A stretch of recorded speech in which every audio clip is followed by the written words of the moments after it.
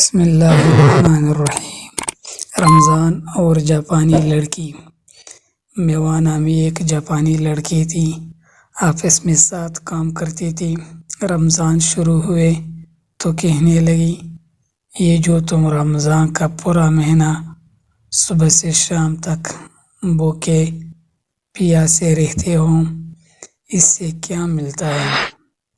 میں نے اس سے بتایا کہ روزہ ایک عبادت ہے اور یہ صرف بھوکے پیاسے رہنے کا نام نہیں ہے، بلکہ روزہ کی حالت میں جھوٹ نہ بولنا، ایمانداری سے اپنا کام کرنا، پورا تولنا، انصاف کرنا وغیرہ وغیرہ، ان تمام برے کاموں سے بھی بچنا ہوتا ہے۔